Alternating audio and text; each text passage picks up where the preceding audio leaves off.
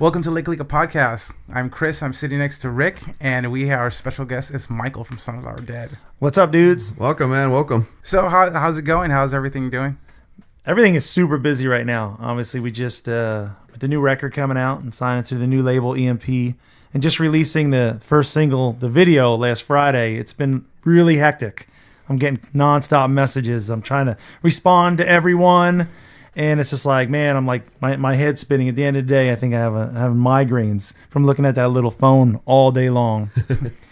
Now, I saw your Facebook Live post, and you seem to be doing something rather unique when it comes to the pre-orders. You mind explaining what that is? Well, I'm just doing a thing, like we're really close with our fans. And as it's growing, I just figure, you know what, why not? I'm just going to do a thing where whoever pre-orders the record, they send me a copy of the receipt, via email or whatever, I'll give them a call and thank them. Nice. So I called about 30 people today. Oh, wow. So, I got a lot more to do, but I was like, all right. And I was like, well, maybe, I'll have to call like 5 people. Yeah. Nope. So it's all good. So, I'm just calling people, thanking them. Some people I left messages. Yeah. And some people I actually had conversations with. And some people were kind of like, they didn't really know what to say. They froze. Yeah. Some people said a little too much, Yeah. No, but that's that personal touch that fans love. They do, and it's funny. I was making the joke today that like in 1995, if you were in a band, you wanted to hide from the fans, right? Mm-hmm. Now it's all like access all the time. Yeah. Like now, of course, I'm blocking my number before I call because I don't need like a bunch of text messages and stuff from people I don't know asking me questions in the middle of the night. But it's interesting that I'm calling people, but it's cool. Are they normally excited about it? Yeah, really excited. Yeah, really. I'm shocked. They have questions, and they tell me where they saw us originally. And we talk, and I'll be like, "Oh, I remember that show," and we'll talk about it. And it's pretty cool. That's awesome. Yeah, I can't think of anybody that's ever done that. No, it's totally new, and I wish more musicians would do that. Connect with their fans that way. I think if a really, really big artist did it, they wouldn't have enough time to call everyone that would send it in. But I just did it on a whim. I just told my guitar player, I was like, I think since our pre-order's on sale, I'll just put a thing out and say I'll just call people if you buy one. And they started sending us receipts, and I was like, all right, I guess I'm calling people. That's awesome. I wish that could happen to me. Now, Slipknot fans are called maggots. Yeah. And Ween fans are called wieners. Wieners. Your fans are called evil seeds. Yeah, that's right. Now, do you mind elaborating on that? When we started the band, a fan from Ohio, I think, started calling our fans evil seeds. He made it up, and we were like, "That's rad, dude." So you guys are evil seeds. Go with it. So they named themselves, and we were like, if they name themselves, it's like a nickname, Mm-hmm. If it happens, it happens, and that's it. We would have never named our fans. It just happened, so we went with it. You just rolled with it. We just rolled with it. I mean, you got to. If something happens that natural, what else can you do? Yeah, go roll with it. Yeah, it's pretty badass though. Think about it. You got fans big enough, or they could be so much that they give themselves names. Yeah, I know, that's right? Cool. And that was literally when we had no fans. We literally had just put up the Facebook page, and some people started connecting to the logo, and they're like, "I like Evil Seeds," and I was like, "All right, cool." That is a badass logo. Yeah. Who designed it for you? The original guy was a guy named Joe Banuelos. Okay. We were actually recording our first record, and he was friends with the engineer, and he said, "I'd like to draw you a logo," and he came back with the skull flower and the script writing, and we were like, "That's really awesome." Now, what happened was the version we use is not his. We had another guy who's a tattoo artist. His name is Eric. His company's called Inspired One. Yes, we know Eric. That's my tattoo artist. Oh, there you go. Well, he redrew it. Nice. Okay. And he made it all like perfect and stuff. Really? The concept though was this other guy. Uh-huh. So he gets credit on every record and stuff. Yeah. You know what I'm saying? But Eric redrew it. And then we just actually had it touched up for this record. So now it's like digitized and perfect looking. So it's on Illustrator. Yeah. That's Eric Gonzalez. Inspired One. Shout out to Eric. Deer's Eye Studios. Yeah, that's Deer's Eye Studios is tattoo company. Yeah, we're going to have his band Orcus coming up here. Oh, cool. Yeah, Orcus. God, they've been around forever. Yeah, we were there for them since day one. Nice. Their first gig. Nice. A lot of different incarnations. Yeah. Sometimes with singers, sometimes without singers. Yep. Yeah. Remember the original singer, Roland? Yeah, Roland. Yep. Roland, he was an amazing really vocalist. Good. Wow. He's on their first CD out there. He's actually a really good friend of ours as well. Nice. So in your bio, you talk about how you guys got the name Sunflower Dead, and it was a short story you wrote about 4 kids left for dead in the middle of those fields. Well, I lived on Sunflower Avenue in right on the corner of where Costa Mesa and Santa Ana meet. And there's Sunflower Avenue in Bristol. And I was driving one day and I looked up at the sign. It said Sunflower. And I just, for some reason, the word Sunflower Dead came into my head. This was years before Sunflower Dead, the band. And I was like, oh, it's kind of cool. You know, it's kind of got that like good and evil, beautiful and ugly thing. Sunflower's beautiful, dead, you know, it's evil or whatever. And then I was like, and I kind of, this short story came in my head. It was like 5 little boys that got murdered. I don't know why this came into my head. Got murdered and left in a field, and the murderer put dead sunflowers in their eyes. He ripped their eyes out and put dead sunflowers in their eyes. And then when they were found, the press who wrote about them called them the Sunflower Dead. And then I went into this whole thing how it was actually going to be a graphic novel. And it was how they were reborn and came back as undead vigilantes who murdered evil people and would leave live sunflowers on them. So it was like this whole thing. And I wrote it out of, I don't know why. And then so when the band started, Jamie from Long Beach, our guitar player, he said, you know, we're writing all these songs and and there's kind of like a beauty and an ugliness to them, and we need a band name, and I keep thinking of something with a flower. And I was like, well, that's weird. So I told them, all the guys, you know, Louie at the time and Jaboo and Jamie, I said, I got this short story called Sunflower Dead. And at that time we were going to do the theatrical makeup type thing. And I was like, and I told them the story, and they were like, that is really cool. What if we became those guys and we're Sunflower Dead? And I was like, all right, cool, right on. It's unique. It didn't tell you what kind of music it is. Some people thought we were like a Grateful Dead band before they heard the music. And we went with it, and I love it because it's like balance. You know, a Sunflower Dead is balanced to me. Yeah. Which is what life is about. Yeah, it's kind of poetic. Right, exactly. Yeah. It's like a good story to a book. And then that's where the artist, when I told him about it, he went and drew the skull flower. So, which I loved. And so many people have gotten tattooed on it. Some good, some not so good. I mean, it's not a real easy piece to draw. So it's some people, woo. So go see Eric. Go see Eric. Yeah, get it done by the guy. He knows his stuff. Yeah, he does. So did it start out as like a concept band behind this story, or it was just... Not the music, not lyrically, just the look and the image. I just we were at a point when we started where we were sick of seeing the bands just go up in jeans and T-shirts, you know, which is funny because now we took the makeup off. But we were just in 2012, we just were like, let's go have fun and entertain people. We don't know where this is going to go, but let's have a good time.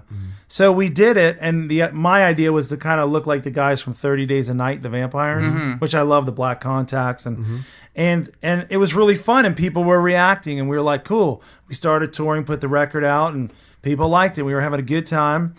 And then we did the second record like it, and we took it a step further, but that time made it a little more comic booky.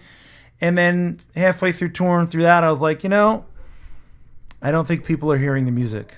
Yeah, they're not listening. They're just seeing. Because there's the old adage that people hear what they see. So I was like, they're not listening. They're not hearing my great guitar player. They're not hearing the songs. They're just seeing a bunch of guys in makeup. Yeah. And we came home really agitated from that tour and wrote a really pissed off record. And we're like, you know what? We don't need the makeup for this stuff. The musicality speaks for itself. Done deal. And that's where Time to Get Weird came from? No, Time to Get Weird was us loving the makeup and having a good time. Because when we toured our first record, the debut, the self-titled debut, we started out as this like angry band looking like zombies or whatever. About halfway through that touring cycle, we realized people were having fun when we were playing, so we started having fun, which is where the whole Time to Get Weird thing came from, right? So when we did the second record, It's Time to Get Weird, we kind of went with that. It had more fun on the record. It was a little more lighthearted. Anything that was darker was kind of hit it in metaphor. And then I felt when touring that second record, the Weird record, that we weren't coming across the way I wanted it to come across. Even though I enjoyed it, I'm not a comic book, and I'm not a joke. So when we wrote this record, coming home from tour pissed off and feeling a little bit disrespected, we wrote these new songs that were, the guy said to me, look, we want you to write, like if this is your last chance to write something you had to say to someone, that you had to get it across real simply. Whether you're pissed off, whether you're in love, whatever you're going to write about, just say it. Yeah. And I did. And it was very uncomfortable for me. It was an extremely uncomfortable year. I actually went through a bout of depression because of it, because I had to kind of let go what we were doing and get used to what we're doing now. Yeah. And it was difficult, but it was rewarding. Yeah. So, and that's kind of how we ended up with it, from a makeup to the no makeup. You know, this is very cliche, but it seems like just hearing the new single, it sounds very mature. Right. It sounds like you guys have some years on you.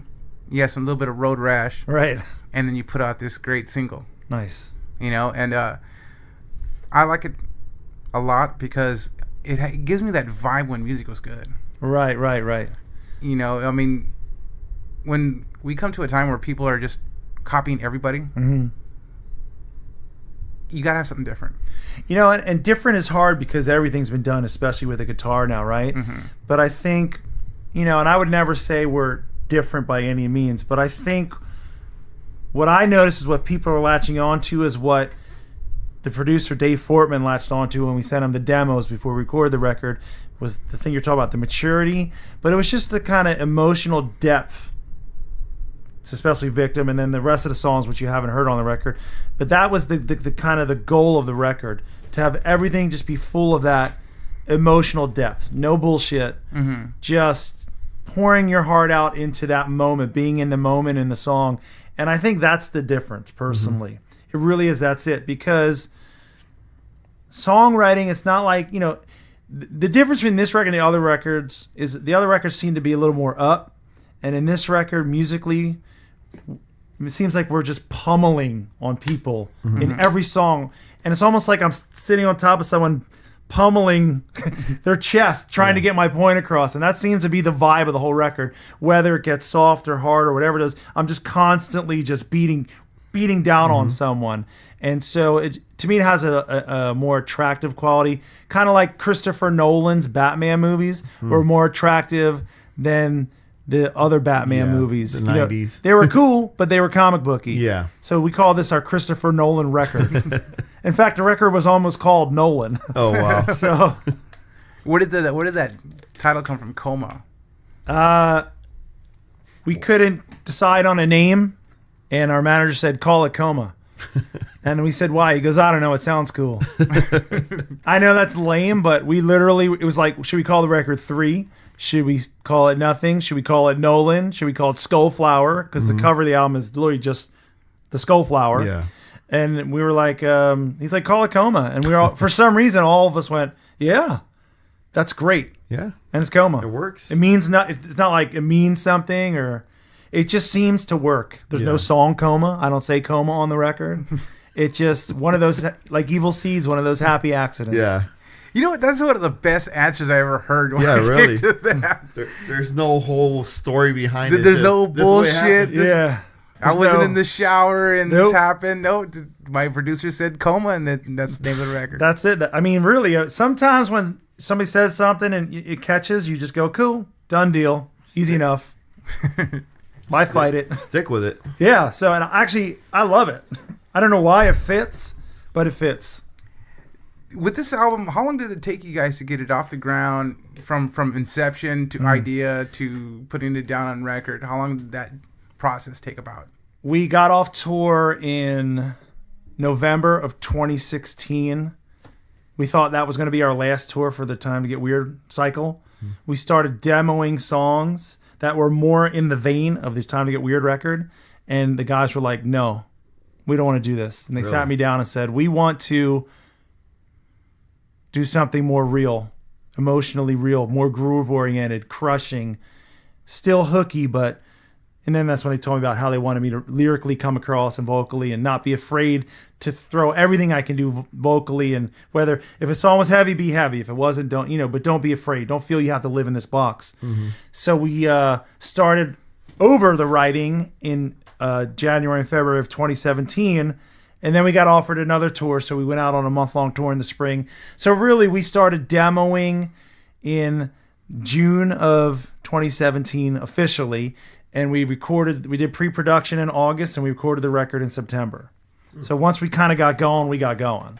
Now, where did you guys record your album? We did the drums. What is it called?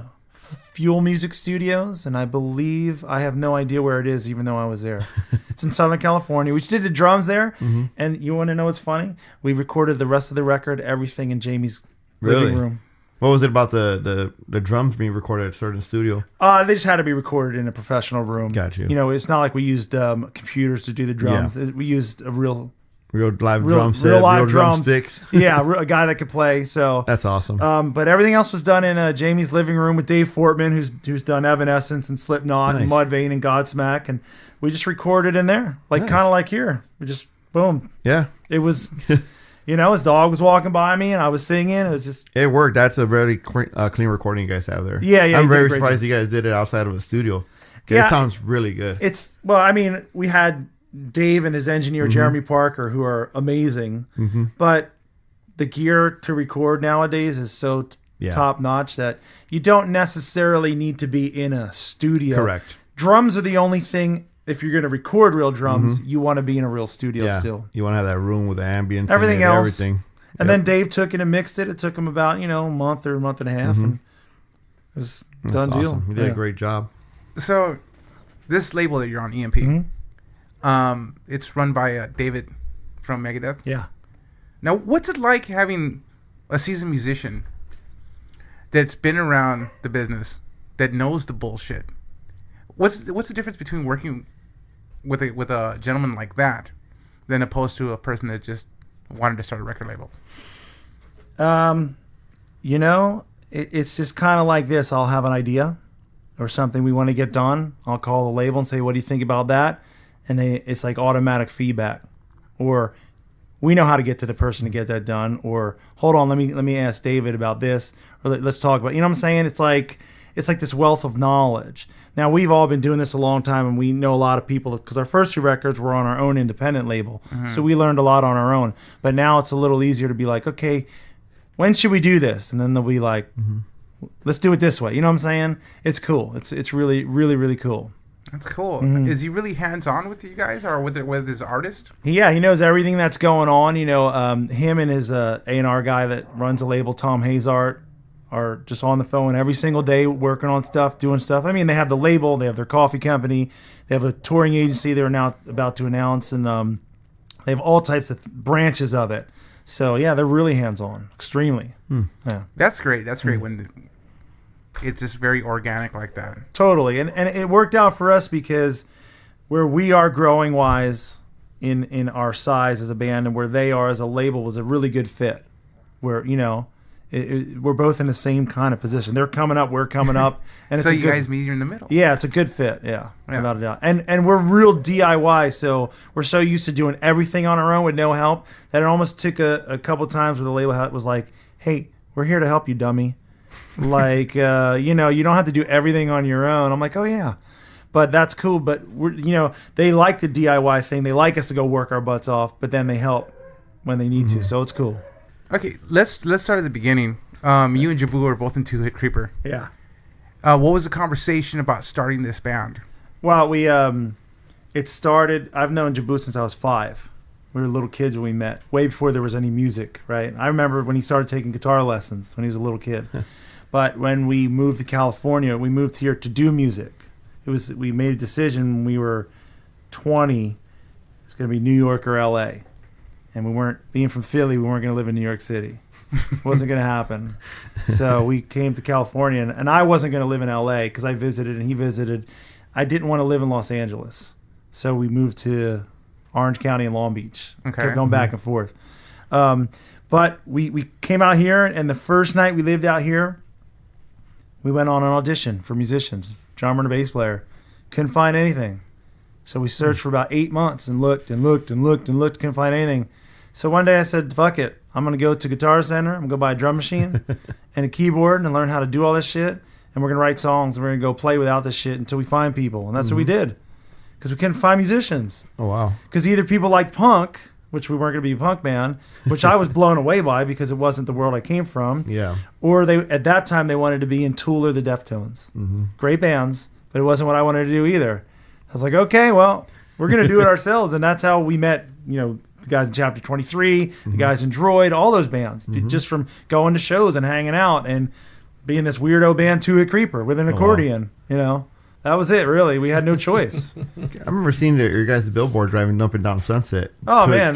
That was awesome. I always wondered, like, who are these guys? Yeah, we worked hard. We flyered hard, but we didn't know anyone. Yeah. So we had to. It's not like when we played shows, we had 150 friends we could bring to shows. Yeah. The draw that we built up in that day was all legit fans that we made. Correct. So, but we were young and way too angry. You guys put in work, though. Oh, yeah, we worked a lot hard. of work. I remember your flyers. I remember those things, yeah. Yeah, we worked and got offered record deals and all that stuff and went through that whole thing. But, I'm glad that band didn't do what Sunflower Dead is doing because it was only one facet of what we could do. That makes sense. Yeah. Well, you guys evolved from that. Totally. Which is totally awesome. Let me tell you, this morning when I hit the gym, I threw on Victim. I love that song. Oh, right on. Thank you. That is such a well put together song. Right on, and I heard it over and over and over. Mother Mortis, fantastic song. Right on. Thank you. Thank you. It's still in my head. Oh, It's stuck with me. Nice. I think it's great. I think your music is awesome. Thank you. I heard some of it in the past, but even more so now knowing that we were going to have you on the show. Cool. It's one of those things where, it's like, okay, let me block everything out of my mind and bam, focus on Sunflower Dead. And I told this guy, I cannot wait to talk to this gentleman because music is fantastic. Nice. Thank you. Appreciate it. So you have a new lineup on this album. How did the members shape your sound? They did not, because when we wrote this record, only 3 of us wrote it. So we got off the road touring our second album, the one with Mother Mortis, the Weird record, and our rhythm section quit. Our bass player at the time was an asshole. And I don't like... Shout out to the bass player. Yeah, I don't like him, and he quit, and to me that was Christmas Day. So I was happy. Our drummer, who I do like, our drummer at the time, who I do like, is a great person, had a kid and had to forgo touring and all that stuff. Right. So he made an adult decision, and it was all good. So we had no rhythm section. We actually did the last 2 tours with a fill-in rhythm section of that cycle.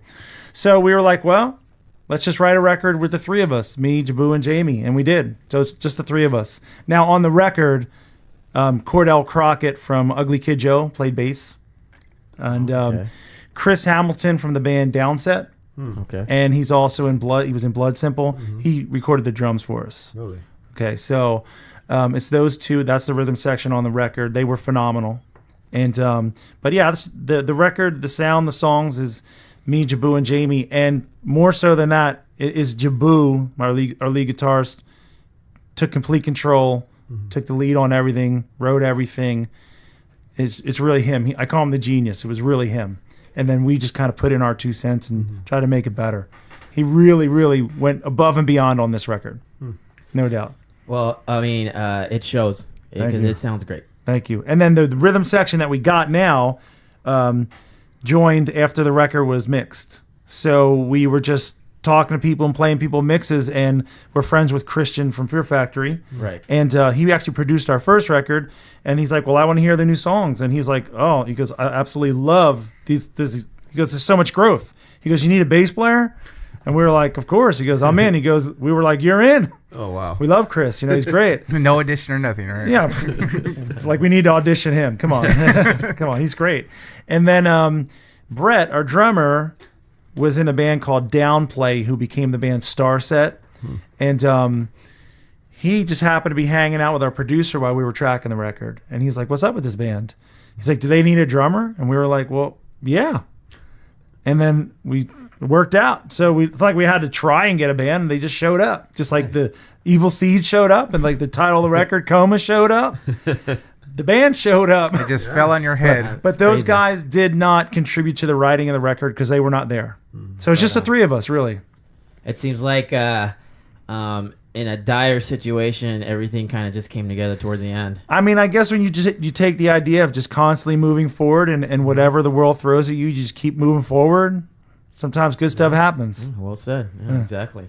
So the new album COMA comes out October 19th. Mm-hmm. Is there a tour already in the works in support of the record? Yeah, we leave October 5th, start here in California, and we're playing all over the U.S. for about 25 days, month-long tour all over the U.S. to break in these new songs, break in the band, and Victim will be going to radio. It impacts radio on September 18th, so we'll be going to radio stations across the country and just working it. And then from there on out, touring a lot. Right on. It's awesome. Right on. Excellent. Any funny tour stories? Well, we have a problem with showing up on time. Actually, the old Sunflower Dead, I don't want to say the old and the new, because it's always been me, Jaboo, and Jamie, but Sunflower Dead will say with makeup, that version, because now we don't have it. That band had a problem showing up on time because we would either have flat tires, broken axles, broken trailer, luggage flew out the passenger thing, and we had to drive 3 hours to go find it. Oh wow! We got in a fight.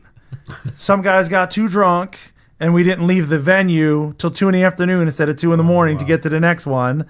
There's so many horror stories over the last touring cycle that were funny. Luckily, we toured with bands like Hell Yeah, whose crew was so good to us that when we would be late, they would have their gear set up ready for us, and we would just run in with our makeup like clowns coming out of the clown car, plug in and go. I mean, it was so rad to tour with bands like that. And then you tour with bands that I won't mention their name, and they're absolutely horrible, and they don't even give you a stage to play on when you're the direct support, and you play on the floor, in front of the lights, in front of the PA system, and you're the main support on the tour. You're not the local. You're not the buy-on. You're the main support who's getting paid, and you're on the floor. And then we almost get in a fist fight and have to leave. Wow. They might as well have just let you pass out the drinks from the bar. Yeah, right? Exactly. Here's a funny tour story. Our second tour ever as Sunflower Dead in 2013 was with All That Remains and Hell Yeah and Nonpoint. Okay, we're the opening act because we're nobody, and it's all good. So about 2 weeks into the tour, I get called into a meeting with the tour managers. I'm a sober guy. I might have a beer every now and again, but I'm not a drinker. Mm-hmm. So everybody wants to talk to me when there's a problem. Yeah. Like I'm in charge, which I'm not in charge. You're basically the designated driver of the band. I'm the designated dumbass, pretty much, because I got to clean up the problems. So I get called into this tour meeting, or this meeting with the tour managers, who are both really cool. And they're like, do you know why you're here? And I'm like, I have no idea. They're like, well, you guys are getting a little rowdy, drinking a little too much, partying a little too much. We know people are responding and the band's doing well, but you're still an opening band, so you really shouldn't be partying like you're the headliners. And I'm like, okay. And they're like, so Hell Yeah was going to kick you off the tour because you're being a little too crazy. Now those guys party too, and we're really good friends with them now, but rest in peace, Vinnie Paul. Mm-hmm. Really good friends with them, but they were kind of like, what the hell, these guys are partying a little too much. So, and they said to me, now we understand you're on tour with rock stars and you guys are all excited to be on tour and, you're partying a little too much. And I said, hold up. Check it out, dude. My dudes don't give a fuck who they're on tour with. Mm-hmm. They're not partying because they're touring with you guys and your bands. They're partying because it's Tuesday. It's fucking Tuesday, bro. And they're just partying. They don't give a damn if they're on tour or they're at home or they're working. They're partying. And they started cracking up, and they were like, all right, we love you. You're cool. Just calm down the drinking. I was like, well, you know what? If you want us to calm down the drinking, stop giving us 2 cases of beer every night with no food. What? They were like, oh, yeah, good idea. We're like, we'll just give you money for food every night. I was like, good, and some water. And then it was all good from there on out. And then we toured with Hell Yeah 2 other times, and it was great. I mean, when Vinnie Paul walks up to you and wants a picture with you and sings your song, he sang Mother Mortis to me. Oh, I couldn't believe it, dude. That's awesome. I was like, he sang it he would watch us every night from the side of the stage, dude. Those guys are great. That is awesome. When he passed, it was like devastating for everyone, Can imagine. But that was a lot of stuff like that happens on the road when you're a new band. My band members at that point partied. Now we have more of a, like you said, a mature situation, different dudes, ready to, more pro. Yeah. And obviously, you seem like you're a lot happier now. I'm like 1,000% happier. Like, Awesome. well, you know what it is? It's like I've had so many meetings with tour managers because of other band members, and it makes for good rock and roll stories, and it's funny, and I don't hate people for it. But why do I want to get scolded when I have nothing? I'm trying to wake up and get a hamburger or something. Right. It's like, what are you talking about? What did they do? I wasn't even there. I was asleep. Like, let it grow. You know, rock and roll's not like it was. It's not cool to be the crazy rock star anymore. Because it's so hard. Everyone's more conservative now. They're trying to just survive out there, right? Right. So they don't want to deal with the bullshit. No, none of the bands do. It's not like it was. You can party, but you can't be an asshole. Nobody wants to deal with it. No throwing TVs out of a No, hotel man. room. Yeah, no, that's man. exactly what I was Not gonna unless say. you're making $1 bazillion, and no rock band's making $1 bazillion for anybody right now. Right. So No. it's a different ball game. Very conservative. A lot of tension on the road for bands trying to just make sure they make ends meet. So. Are you a family man outside of the business? And if so, what type of things keep you busy when you're not touring, when you're not recording, when you're not writing? I live with my girlfriend, so we don't have kids, but I've been with her for 7 years now, and she tells me we're a couple years away from common law marriage, I guess. But but when I'm not doing music, it's just I spend time with her. Being from Philly, would go back to Philly a lot to visit my family. Vacations, movies, a lot of relaxation, beach days, Southern California, you got to go to the beach. Right on. Anything that's not music related Right is on. what I'm into, because I don't need to go to shows or be at clubs, or I don't need to pretend to live that lifestyle. Like I do music creatively, and then when I'm not doing music, I live life. Right. And it's two separate things. It crosses over on social media, obviously, if you're friends with me, because you see both worlds. But, you know, and it's a little tough when the music world crashes into my personal life. Like, fans get a little too excited and they start sending emails and friend requests to my girlfriend, who has nothing to do with music. Yeah. She likes it, but... And then she would be like, what? Huh? Who's this? And I just whatever, you know. Just ignore them. But I like to separate, kind of. I think get that good balance going. You have to have it, I think, because then when you're gone on the road for 8 months out of a year, you're missing so much that when you're home, you got to take advantage of it and be totally engrossed in it, or else you're already cheating someone because you're not spending all your time with them. But then to not be engrossed while you're there would be even worse. So I try to make sure when I'm home, I'm spending my quality time correctly. Excellent.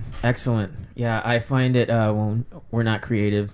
Or we're not being creative, same thing. You know, we kind of just like to live life, do our thing, you know, kind of fall into the normal routine. It's so easy to get jaded. Yeah, you know, and it feels good to just kind of do your thing when there's no demand. You know? It does. And I always wonder, like, because we've seen bits and pieces of a little bit of popularity or a little bit of this, but I wonder, God, what's it like for a Michael Jackson? Or a huge, humongous, not just band member, but artist. Right. The pressure, they can't even walk to 7-Eleven or something. You can't go to Burger King at 2 a.m. Right? You know, it's that. I mean, I can't even imagine what that's like. Yeah. You know, so. I wouldn't want that. Yeah. I would. You have to hire somebody to go do everything for you. Yeah. So balance is important. And I think that's why a lot of people that tour and are in this lifestyle end up with the drugs and the alcohol and the abuse, because you can't escape. Right. And there's so much, when you're on the road, there's so much boredom and downtime. And it's just like, what are you going to do? Right. You know? Get into trouble. Yeah. No, definitely. Out party, hell yeah, apparently. Well, yeah, that's no problem. I mean, and those guys party. Those guys party, and they're cool to party with. But the dudes I had in my band, they don't have a problem partying. That reminds me of the time that Molly Crew got kicked out of Larry Flint's house See, there you go. There you for go. partying too hard. You know what? The dudes in hell, yeah, they party, they drink, they get messed up, but they're not like violent. They're not fighting. They're cool. They're fun. The dudes in my band were, if they're not fighting you, they're fighting each other. You know, it's just ridiculous. So it's a different level of partying. So it's not good. But that's a kind of done situation now with us. Thank God. So, given the rapid change of music, where do you personally see metal music in the next 5 years? Man, I have no idea, because in my mind, metal music hasn't progressed really since the mid 90s when bands like Korn came out and really turned it on its ass. Right. There's been cool bands since then, obviously a lot of great bands, but back in the 90s, artists were really trying to infuse different things together, and then there was nothing left to infuse. Yeah. It's all been done already. And I've seen great bands, I've seen great performers, great singers, great songs. I don't think anybody's seen, though, something to come along that reinvents it and knocks it on its ass since that time.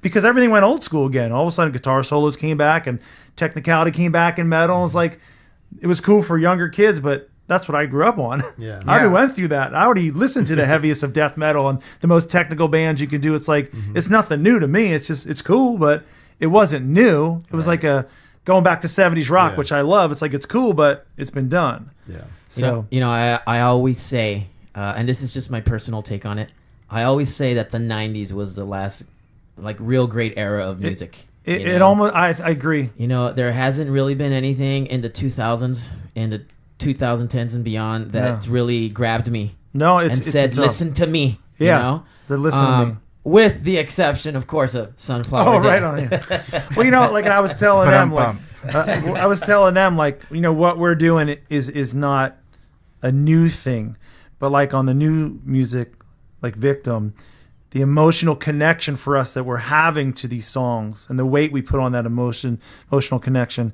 is what's new to us. Right. That's why I think it's quickly catching, because it has that. But I agree with you. The 90s were a great time in music. Right. I love all the eras of music. I listen to all kinds of stuff. But there was something special about that era and experimentation, but still great songs and great real artists. It's been lost for a while. There's been a lot of good ones, but maybe technology's had a little bit to do with that. Maybe the lack of people learning to play instruments has had a lot to do with that. But it's where do I see metal going? I don't see it going anywhere. I think it's going to be what it is. Because you can't play faster or slower. You can't tune down any lower. You can't get any heavier. Right. We've already seen every possible concoction of metal and hip-hop and metal and techno and metal and this. And it's already been infused, metal and Latin beats, metal, everything. Yep. What else can you put together, right? I don't know. How much more can you scream? Yeah, you're right. We've heard it all. But you can never... There'll always be another great melody to sing. There'll always be someone with so much emotion. Like Slipknot, Corey Taylor. I never thought anything they did was necessarily new, but I always thought it was fucking amazing. Yeah, right. Because of the emotion he has to put into in his vocals. You know what I'm saying? It's like, wow, that's to me what I'm looking for. The artists that do that. Okay, it might not be new, but damn, I am feeling what he is singing. I am feeling what they're doing. And he can sing. Sing, so there's another great melody to be heard. Yeah, That's the art of it. He could fucking sing. Yeah, he can fucking sing. Yeah. He has range, dude. Hearing your music and how you do the harmonics is... I dig it. Cool, man. That's amazing. Very reminiscent to Slipknot, with the harmonics. And I dig, that you're that diverse that you can scream the fuck out of that song, but at the same time sing it and get your point across. And it resonates with me, Cool. And it's great. And that's it. And I think that's where all music will be going forward, unless we go to some like wacky kind. And there is, I guess, some of the EDM is, But I think all music will come down to if the artist can get their point across and get people to relate to it emotionally, and then deliver the goods. Because how many other ways can you write a verse, chorus, Right. It's all the same, And thanks to Hatebreed, you can't write any 3-chord breakdowns or I'll sound like a Hatebreed song. How many other ways can we... Exactly. We went through a moment in the 2000s where it was like everything was a breakdown. Like there were bands that literally just had a breakdown for their music. It was like, well, how many other ways can we do a breakdown now? Yeah. It took the joy away, because when a breakdown hits in a song correctly, it's like awesome. Yeah. But when your whole album is the breakdown, now you've kind of lost me. Sometimes when I'm, recording at home and I think that is like cool, I feel like I'm gonna get a phone call and be like, "Hey, dude, that's ours." It's like shit. Right? You know? Yeah, we did that jink jink already. Yeah. But you know what though? If you do it with conviction and the correct intent behind it, that's when it matters. I mean, look at Korn's "Blind." Da, da, da, da, da. You know, simple as hell. Right? A bunch of bands have actually done that riff that's similar to it, but the conviction they put behind that song was like, oh my God. Yeah. And I think that's what it is at the end of the day. I think that's where all music will always be going. The artists that have that conviction and the right intent behind it are the ones that connect. Do I think it's going to be reinvented again? I don't think so. I don't think rock or metal is going to be reinvented again. Unless there's some new kind of music coming along that we haven't heard yet. Yeah, you guys broke my heart, though. I mean, I was starting my band, The Breakdowns. And now I can't do it. You can try, but it might not be very dynamic. Well, I mean, what was the best show you did that you could come to memory, and what did you learn from that? One of my most favorite shows was opening for Korn in Manchester, England, in the UK. Just because it was sold out, 5,000 people were the opening act, and it sounded so huge on stage, and people went nuts, and you could just feel it. You know what I'm saying? Mm-hmm. Plus, Korn was playing their debut album front to back, which is my favorite album from them anyway. Yeah. So that was cool, you know. But it literally was a show like that. And there's been other shows, like anytime we play the Machine Shop in Flint, Michigan, it's one of the best rock venues in the world. It's this tiny little club, and they run it so well, and the crowds are so awesome. What I learned from playing great shows is to cherish them and embrace them, because you're going to have a crappy one the next day probably. And it happens, but your voice isn't as good, or you're tired, or you just got to fight with your band member because you were with the other tour managers getting them out of trouble.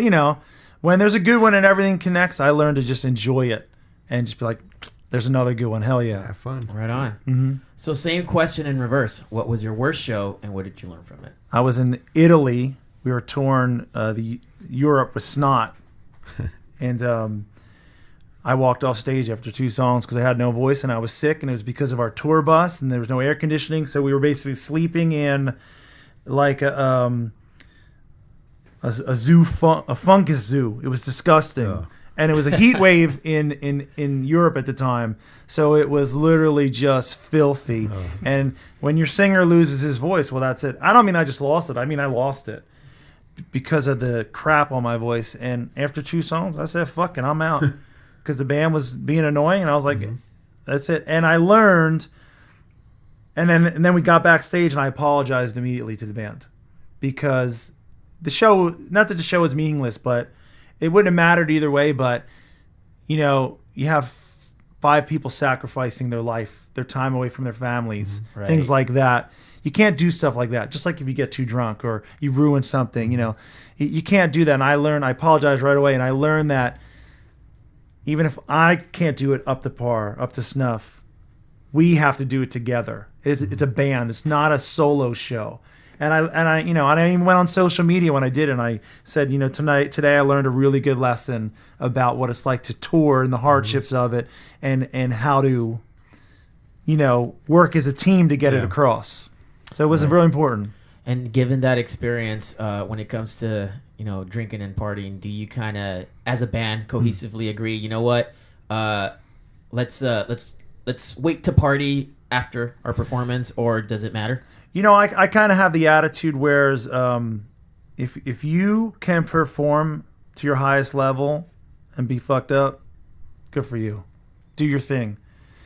But if you have 2 beers and you can't do what you guys are supposed to do, if I see you with a beer, I'm going to smash it over your head. Right on. That's it. So it's all about what you can do. Exactly. Now, I don't want someone to ruin their life with substances, but if that's what you do and you're kicking ass, who am I to say? Yeah. Right. But when you're causing problems professionally and you can't do your job and you're pissing everyone off, then that's it. That's a problem. And that's not just substances, it's attitudes. We all have that. When you're on the road and you're exhausted, attitudes come out. And everyone, including me, has to be put in check at some point. And the world already had one Rick James. Yeah, right. Yeah. Now, a few years ago, you posted a very sobering insight on mid-level touring bands and what they earn. I don't know if you remember that. I don't remember. I post a lot of stuff. What did I write? Well, you basically broke down like what the band made and what they take home. Oh yeah. I think I must have shared that from somebody else. Yeah, it costs a lot of money to tour. I mean, it's that simple. Yeah. And since labels aren't generally giving tour support to certain bands, especially mid-level bands or smaller, it costs a lot of money. That's where your buy-ons come from. You got to pay for your gas. That's where your meet and greets that everybody's doing nowadays come from. You know, you're not selling the record, so you got to make the money elsewhere. Make it up in the back end. It's without a doubt. I mean, you know, it's a tough game when you're going, okay, well, we got this many miles. We got to pay for gas. We got to pay for the vehicle. We got to pay for the trailer. We got to pay for merch, hotels if you're going to stay in them, food, everything you got to do. You know, if you want roadies, it costs money. Yeah. You know, it costs a lot of money. I just think that it's very important that our listeners know that. I mean, the listeners that are not musicians, that it's an importance of passion, you know, in what you guys give, because you guys are not going to be Elvis. Right. You know, you're not, and not that you're not going to be good as Elvis, not that you don't sing better than Elvis, but as fact is that stature of, of superstar. That's exactly right. And the sacrifices you guys make to bring your art to the masses. It's no longer a long way to the top. It's a long way to the middle if you want to rock and roll. That's what it is. True. It's the middle. And people ask me for advice. They go, what should I do if I want to, you know, do music as a career? And I say it's real simple. It always comes down to need and want. If you need to do music, actually I'll start this way. If you want to do music because you think it's cool or because you think it'd be fun, it's not for you because you're just dreaming about it. If you need to do it, if you wake up, you have to do music, regardless of record sales, regardless of labels and deals and whatever it is, you have to need to do music, this lifestyle is for you because you're going to do it. Regardless, you're not going to have excuses. Well, I would do it if it was this or that. You're just going to do it because you have to do it. Yeah. That's me. I need to do it. I moved to California to do music. That's what I do. Okay? I don't want to do it sometimes, but I need to do it. Right. I know a lot of people that want to do it and they don't go anywhere. It comes down to want and need. And if you're on the want column, you're not doing it. Yeah, it's that simple. I think a lot of people are in love with the idea. They love the idea. You know? They don't realize the hard work behind it. Yeah, exactly. And they're not willing to put in for time. it. Yeah, and it's financially draining, emotionally draining. There's times when I call my girlfriend from the road and I'm like, I feel like I'm going to break down and cry because I'm not upset with anything. I'm just exhausted in every possible way. And I'm like, I don't even know what to do because nothing's wrong. I'm just shredded. Yeah. I mean, I can see how that life can weigh on you sometimes, and it's perfectly fine to have that breakdown and just kind of exert all that's been bottled up for so long, you know? I mean, it's almost kind of like a redefining moment, a release of some kind, you know? Yeah. And then when you have to give it every night on stage and you're emotionally connecting to the songs the way you're supposed to be, well, then that drains you. Yeah. Because you're exhausted from doing that. And then you start to run out of that fuel and you're like exhausted. Not that you don't want to do it, but you're like, how many times can I go through this emotion? But if you don't go through it in the song, you're cheating the people that want to see you. Exactly. Because then you're just kind of going through it.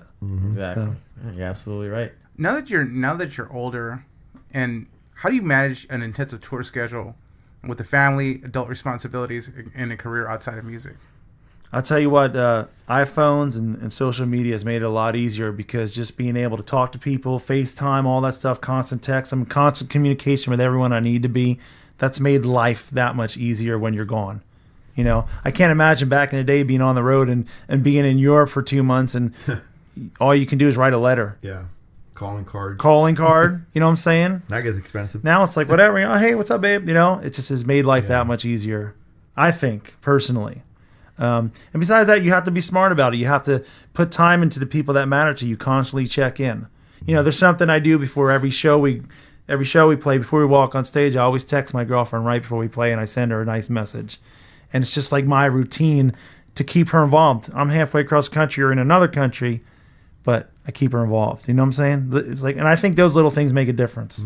Did she ever come visit you on the road? Yeah, she came out to, when we finished touring the UK, she flew out to London by herself and met me and came to our last show, and then we stayed there for another week and did the tours thing. Not so much in the US because I usually will stop halfway through the tour here or something. So, but But out of the country, yeah, for sure. Never with the band, though. She's not getting on the tour bus. Hell no. You don't want to expose her to that. No, she doesn't want to. She doesn't want to. Smart. Yeah. So, given the way music is consumed now, and we all have, for the most part, instant access to any particular artist for free, and being a working musician, do you find this to be a good thing or a bad thing? I think for a lot of years it's been really difficult because it's been transition from the record sales to where we kind of are now in the beginning stages of streaming taking off. Not that the laws reflect the correct amount of money that artists should receive from the streaming, but music is now back to a point somewhat where it has a little bit of value again because money is coming in from the streaming and all that stuff. So it's not so much free anymore. It seems free, but it isn't because artists are getting paid minimally, not enough yet from the ads, from the subscriptions, from things like that. Right. It's a different model than record sales and all that stuff, but at least we're not at the point, and I'm not accepting streaming as the answer, but at least we're not at the point where it is free 100%. Right. And also we're beyond the MP3 now. That's done. It's outdated. iTunes is going to be over soon. It's not even on your phone anymore. There's no MP3s really. They're not selling a file for you to store. They're streaming now, so you don't have to store anything. Well, it's also bringing in revenue again. So it's like it's back on the upswing. Where it's going to go, I don't know. But it was a lot of years of really rough, and it was unfair, people getting it for free. But like I said, man, if you need to do music, you're going to do it regardless of that stuff. I think older artists had a big problem with it. That came from the older industry of signing to a major record label, selling records and, having their budgets and stuff. They didn't know how to function in the industry, how it was, where a band like us was like, well, we're not from that world. So we just have to figure out how to work it now. It's like the Wild West. And now that streaming's coming in, not there yet 100%, but at least is putting a value back on music a little bit. And that's the most important thing for people to see, that music has value. Monetary value. And when that is ingrained back in kids' heads, it will be better for everyone. Because kids today kids that grew up over the last 18 years with the MP3s and the free music think music is free. It has no value to them. They think it's made at home. Yeah, and that's a disgrace to me. Yeah. But it's not their fault because they didn't know. Yeah, exactly. Yeah. So pretty much you kind of have to take the good with the bad. Totally. When it comes in comparison with exposure versus, well, what am I going to make off of this album? Right? Exactly. But that's why the T-shirts are more expensive. Right. All the other things you're paying for now because there is no record sales. I mean, there is some record sales for a lot of things. Yeah. But it's just different than it was. Are you guys ever planning on putting anything on vinyl? Yeah, our first album is out on vinyl, Nice. and the new album that just went on pre-order on Friday, there's limited edition vinyl. What other kind of merch you guys sell on the road? Everything. We sold everything. Every kind of shirt, hoodie, stickers, this, that, the other thing. So anything you would slap the logo on and make it look cool, we sell it because people want it. Patches. How big is that to your revenue? Huge. It's everything. Is it It's paid for everything. mostly everything? Pays for to keep us on the road. Nice. Without a doubt. Pays for us to hire people to work for us. Yeah. That's As why I our- always like buying the shirts when I go to the shows and all that It stuff. makes all the Much difference possible. to a band. Yeah. It allows them to do what they're doing, pay for gas, pay for food, pay for the roadies, pay for them. And then, it's everything to a band merch. Yeah. Yeah, I'm a hat guy. There you go. I gotta get a hat. Our hats sold out so quick. We were like, damn. If All if you guys could make anything, make a sarape. Like a rated one right there. One of Sunfire Dead sarape. All right. Basically, a blanket with a hole in it, so you stick your Yeah. So, what was the defining moment that made you realize, or I should say, made you go from fan to artist? When I was a little kid, I didn't have MTV. That's why I realized I got into good music. Yeah. Because I wasn't tortured with crap, which I kid because I love all music, but I didn't have cable, so I didn't have MTV, and I only saw it when I went to my friends' houses. This is back in the day when MTV played music. Right. Yeah. And I walked in my friend's house, and I was a really little kid, and Twisted Sister, We're Not Gonna Take It came on, and this little kid spun around and turned into Dee Snider in costume. And I looked at my friend, and I was real young, and I said, "What is that?" And he goes, "That's Twisted Sister." I said, "That's what I want to be when I grow up." Nice. That was it. That was it for me. I just knew it then. I was like, "That's it." Hell yes. Shout out to Twisted Yeah. Sister. Yeah, man. right. Shout out to D. Snyder. There you go. I tried so hard as a kid trying to do that Twisted Sister logo they had. Mm-hmm. He was a horrible artist. So I had all these stupid TS. T's over here. Now, what is your favorite venue to play? Me, man, I like. I've never played in an arena, but that's my goal. I want the big shows. I'm all about. Like I like the old school big huge. Yeah. I'm even though when I was growing up I listened to the real heavy stuff and I like the intimate shows. I actually don't enjoy the intimate shows as much because I get so worked up on stage and crazy, and that when people are in my face, it's not a good idea for them to be that close to me when I'm performing. So it just, and I start feeding off the energy, it goes back and forth, and then I get a little too aggressive, we'll say. Mm-hmm. And then if I perceive things the wrong way, I get a little too aggressive. A little aggro. So it's for me, I'd rather be in the biggest stage possible. I'm all about it. I want the big rock. That to me, that's what it's all about. Do you like the U.S. crowds or European crowds more? They both are great to me. I don't, the whole different thing that there's a difference when we played in the UK and in Europe. They were the exact same as they are here. Really? They love the music. Every place has got a different. Like you can play in Los Angeles and people will stare at you. Yeah. Right, and then you can go play in Ohio and people go nuts. There's those little differences. But people are people, Yeah. I didn't notice as much. The one thing I can say is when we were in Europe and we went to Hellfest, we didn't play, but we went. So I just walked around and watched all these bands. There was everything from punk bands like NoFX to Obituary to the Scorpions to Korn to Marilyn Manson, every type of rock or metal band, right? Mm-hmm. But the difference in the attitude toward the bands was the fans were just there to see music and enjoying it. It wasn't like, I like punk or I like death metal. It was, I like music. They're there for the experience. In the U.S., it's a little more focused. Yeah. They have a harder time enjoying different facets of bands. Yeah. That's the different. I went to Lollapalooza in Berlin. And just completely different in here. Right, Just the fans, everybody was there. I mean, 1 minute they're listening to EDM, and then it was Radiohead was headlining. Yeah. So everybody else at EDM, they left the EDM and go see Radiohead. And they enjoyed it both. Yeah, exactly. Right?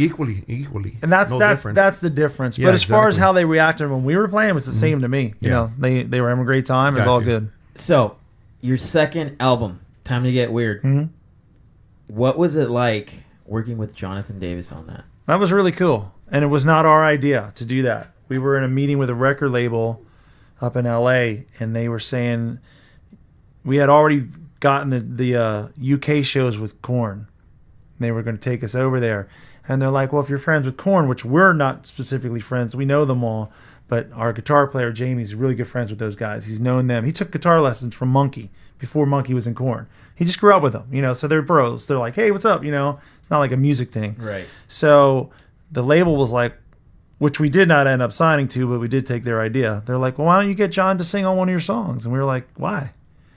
They're like, well, why not? I'll get you some exposure, and you're friends with John, and John's great, and you guys are great. And so Jamie called John and asked him, hey, you want to sing on one of our songs? And John was like, yeah, come to Baco. I'll sing on it. Okay, cool. That's awesome. So me and Jamie drove down to Baco, and I kind of printed out the lyrics, and John asked me what I wanted him to sing, and I told him to sing this, sing that line, sing this, and he recorded it, and then we went back to his house and hung out for a bunch of hours, and it was cool. Awesome. It was like real laid back, and I was like this close watching him sing and telling him, sing it this way, try this, and he was like, what do you think about that? And wow. It was cool. And then you go back to his house, and you're hanging out with him and his family, and his wife, unfortunately, she just passed away, but she was there, and she was super sweet and at the time, and it was like, it was just like some guy you're hanging out with. It wasn't like Jonathan Davis. He was just John. Nice. Well, it was a great collaboration, I'll tell you that. Oh, thanks. Yeah. It was cool, man. He was great. He just did it, man. It was just easy. Yeah, he looks humble. He's always been super nice to me. So when they took us over to the UK and we played with them, I walked into their backstage by accident. I got lost in the venue, And I opened the door and I just walked in, and John walks around with his security guard, and instead of being like, hey, get the hell out of here, he was like, hey, what's up, Mike? What are you doing? What's going on? I was like, I'm lost. I don't know how I got back here. I'm sorry I'm interrupting you guys. And they were like, no. They're like, it's all good, man. No worries. You know, they all stood around our stage when we played, and it was cool, man. They weren't rock stars. Not at all. Not to us. I don't, you know, they were just nice people.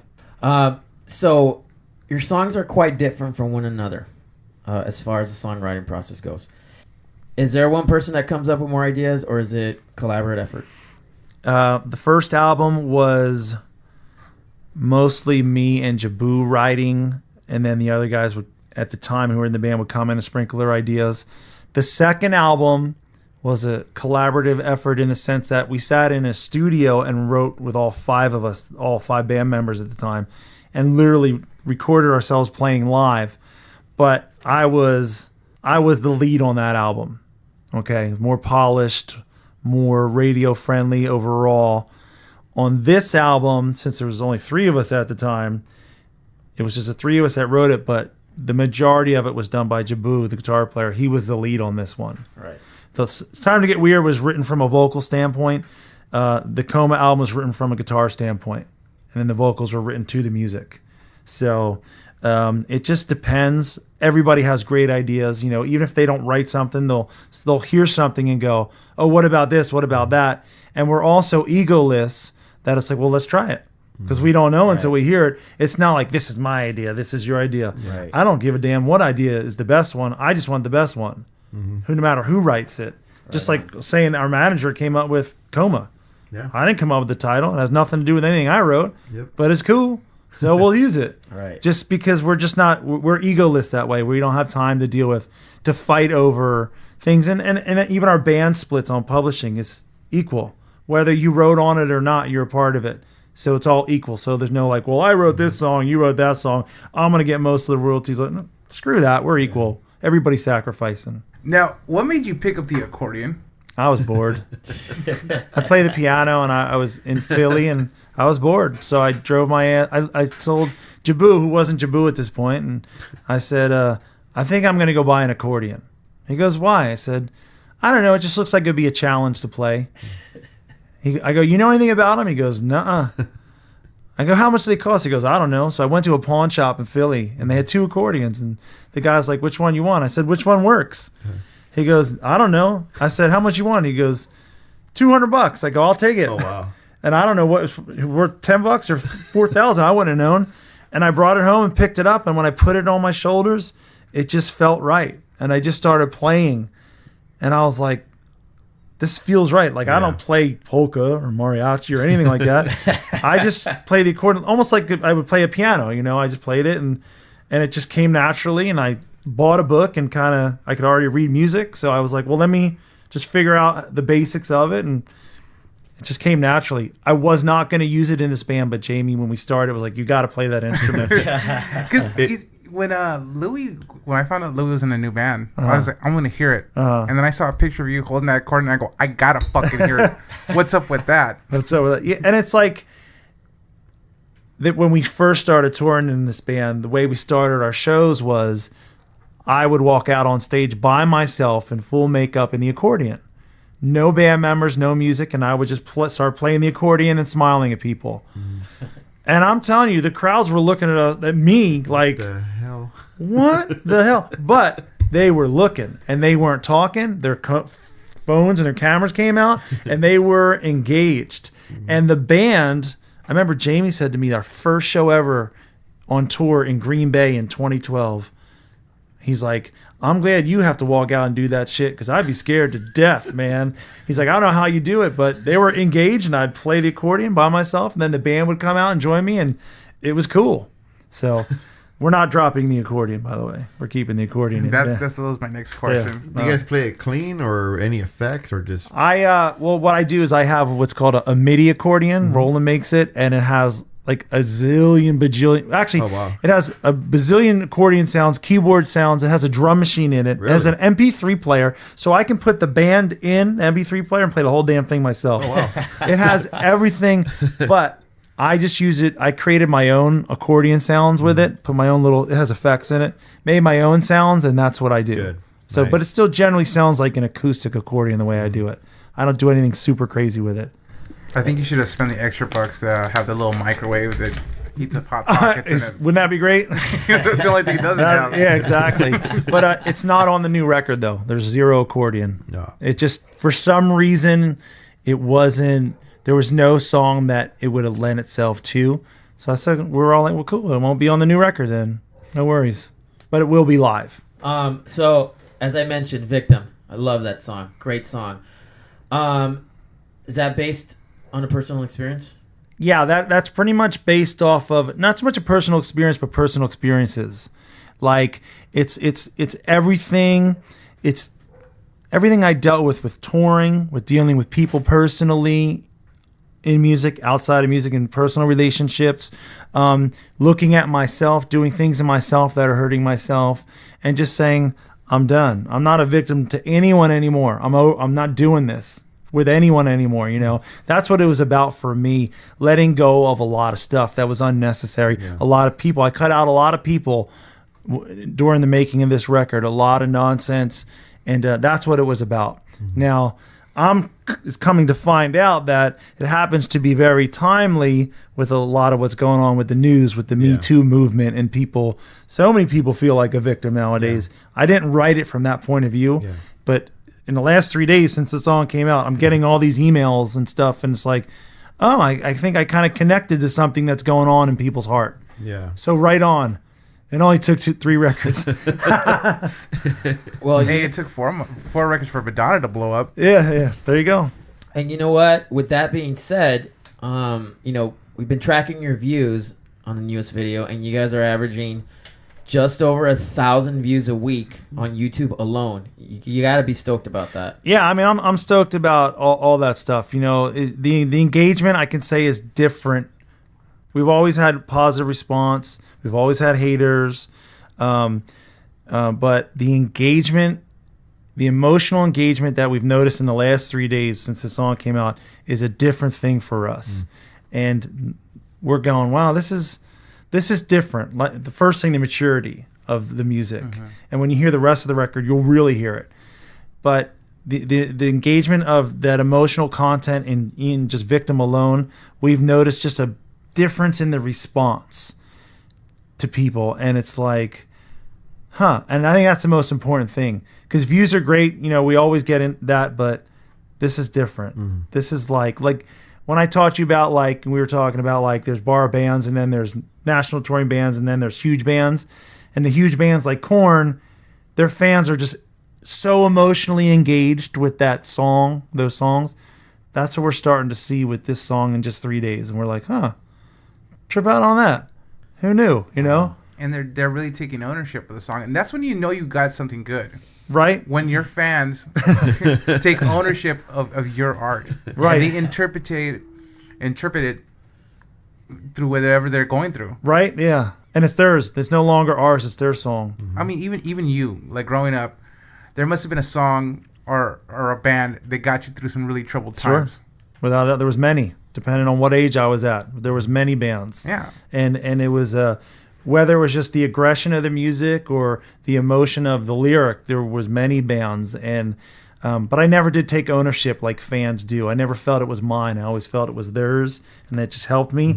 But the taking ownership is crazy. I watched a thing on Pearl Jam years ago where when they wrote the song Alive, Eddie Vedder had one meaning, and it wasn't the best meaning for him, you know, what it was about. But years later, I think they did that, you know, the Unplugged Storytellers thing. He talked about how the way the fans took ownership of the song and what it meant to them made him love the song again. It made him perform it in a different way because it meant something so different to them. You know, they took that song over. And I'm cool with it. Yeah. He had the best answer to a common question. And they asked him, you know, what is this song about? And he says, well, it's not my song anymore. As soon as I wrote it, you know, it's everybody else's. So the song is what everybody thinks it is. Yeah, without a doubt. I think that's true with all music, but there is a difference when people take on a song like Alive, or they take on, you know, a song like Faggot from Korn. Now, I was never called faggot, but I related to that song at the age I was at when it came out, because to me it just I felt like a misfit. And so therefore I could relate to those lyrics in a way more than I could relate to Pantera, like Strength Beyond Strength, which I love. My favorite Pantera record is Far Beyond Driven. Yeah. One of my favorite bands ever. But I didn't relate to the lyrics the same. I love the power of Pantera, but I related to the lyrics of Jonathan Davis. You know what I'm saying? Right. And that I kind of was like, wow, I feel this on a different plane. So You know what? That it feels really good to not only have listened to such a great song that you wrote, but then to hear you speak about it and the meaning behind it, and you know the momentum that you feel it's gotten thus far. I think it's great. thank you. You know, it's refreshing. You know, It puts a different light to it. yes, It does, Totally. right? Yeah. And we're only 3-4 days into the song being out, so who knows? You know, it doesn't go to radio for a couple weeks, so who knows? But I'm just stoked that I've gotten messages from people thanking me, and I'm going, for what? Yeah. The song just came out, Yeah. but You'll realize the impact later yeah, on. cool. I'm like, hey, right on, Yep. awesome. Exactly. I've been dying to ask you this question. Are you a Slayer fan? Fuck yeah. I was gonna course. ask him who got him into the Slayer, but all our fans know who got Joel into Slayer. Yeah, of course I'm a Slayer fan. Now, I will say this, though. They were never one of my favorite thrash metal bands growing up, but I still had all their records. Right. And, when, Slayer was Slayer, they were never my favorite growing up, but I always loved them. So who was your favorite? When I was all thrashed out, I was into, of course, Metallica was Metallica at the time, Master of Puppets. I loved Megadeth. I liked Anthrax. I liked Slayer. I loved Overkill. I love bands like Creator and stuff like that. Right. I was looking for the heaviest stuff. Yeah. But I went from like Guns N' Roses to thrash metal. Then I heard death metal, and I was like, oh, what are these guys doing? Like, I All heard bands bets like are Death, and I was like, this isn't as happy as that thrash metal stuff, right? Where Slayer was like evil, but it wasn't as like death metal to me. It was like, whoa. Right. Now, of course, I've seen Slayer 18 million times in my life, and it's always awesome. I Right met on. Kerry King years ago. He was cool. We hung out. Not that he would remember me, but so this is a long time ago. Michael who? Yeah, we were two hit creepers, so it was a long time ago. But it was cool. It's all good. So that's your band, Slayer, huh? Oh yeah. Right on. Definitely. So you're bummed right now that they're calling it? Yeah. We went to their Last show here. their last show here over at the 5 Points Right. arena there, or outdoor venue, and it just the sound was off. It was a little off. It was raining. It was raining. The guitar kept on cutting out. Yeah. that stuff. And Yeah. technical Band difficulties happen. Technicalities. Yeah, Yeah, it that's happens. exactly And what that it was was. that was affecting their performance as Yeah. well. Really? Yeah, they Bummer. seem really disconnected on stage. Yeah. Really? Yeah. And- We see them a lot of times, and that's the first time I've ever seen them like that. And Gary Holt, you can tell, was pissed off. Really? Oh yeah, you can tell. You know what? Funny thing about Gary Holt, and because Christian's in the band and he's friends with all those guys, every time Christian puts up a post about these are the dumb things that get you excited when you grew up worshiping bands like Slayer, and every time Gary Holt likes a Sunflower Dead post, I'm like, yes. He knows I Yeah, exist. you're so sick of it all. They like Billy from Biohazard. Christian's in a band called Powerflow with Billy. Well, he put out our video like on all social media, and I was like, whoa. And then the dudes from Sick of It All were liking it, and I was like, yes, I love Sick of It All. Right on. But that's the kid in me who grew up loving these bands. We just caught them recently at the Roxy. Sick of It All. Sick of It All, Nice. and It's one of my favorite bands. yeah, with Murphy's Law. Murphy's Law. Oh, okay. And it's funny. As soon as I got there, I kid you not, I walked in, and the first thing that happened was I got knocked on my ass as soon as I walk in. Yeah. It And we're was looking crazy. right at him. Yeah, like, they're looking at me because they were waiting for me there. Welcome to a hardcore show, bitch. The first and at the Roxy, nonetheless. Wow, people Yeah. were showing emotion at the. Yeah. Oh, yeah. that was one of the better shows out here. Nice. One of my Definitely. favorite ones, definitely. First time I saw Sick of It All was 90. I want to say 94 in Washington D.C. I think they were on the Scratch the Surface Yeah. record, and it was the 930 Club. It was the original 930 Club in D.C. And there were 2 poles or 1 pole right in the middle of the pit. And when I say people were going crazy, and actually I saw Korn on their first album there too. When it was Deftones opening, like their first little tour. Nobody knew who they were. Then it was a band called Orange 9mm, who was also on the Sick of It All show, and then Korn in these, like a room like this, like tiny, right? Yeah. That's so awesome. Crazy, awesome. So to see those kind of bands in that setting was killer. That's awesome. I saw him at back in 99. I saw him play here at some bank, some old bank that was converted into a club. Wow. It was like you said, the stage was nothing special. It was like risers. They had some cheap lighting, some park cans, little sound system. Second best show I've ever been to. That's awesome. I mean, I remember being a kid and my friend bringing over Sick of It All cassettes. What was the song? G.I. Joe Headstone? Yeah. I remember being looking at me like, this is killer. But I didn't understand at that point what hardcore was or that kind of thing. I just thought it was all cool. Music. Yeah, it was all music to me. I was like, that's cool. I like it. Yeah, see, I took ownership of their music when I first heard them. Like, Right. this definitely fits me. This is my awesome. band. Yeah. Yeah, they're awesome. Yeah, it's the only tattoo I got of the band, too. Nice. We are going to play the song right now. Do you want to introduce it? This is our new single. This is called Victim.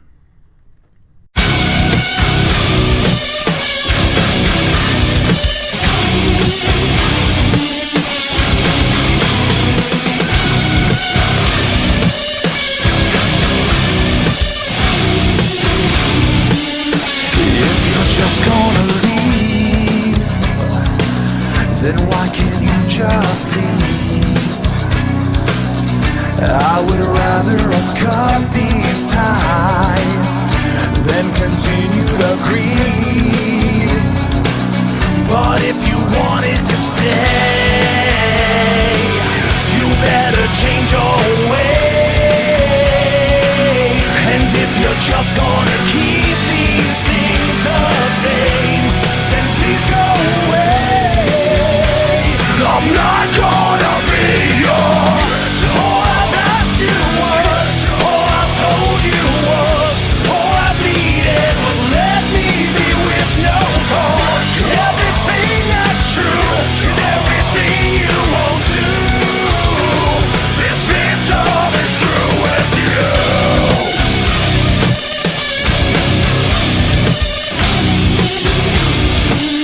How can you ask me to change when all I've done is change? And not just that, I have seen your point of view, but you're still to blame. So if you're still gonna stay, you better change your ways. And if you're just gonna keep these things the same, then please go away. I'm not gonna be yours. All I've asked you was, all I told you was, all I needed was let me be with no cause. Everything that's true is everything you won't do. This victim is through with you. I'm not yours to play this game with. Stop and change this. I can't take this.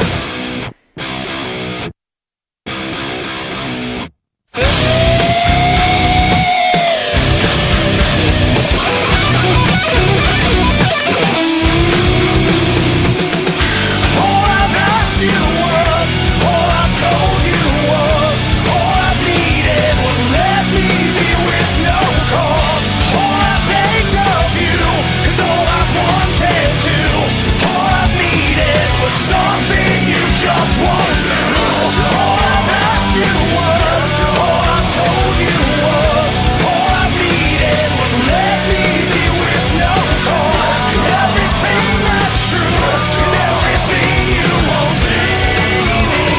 This victim is through with you.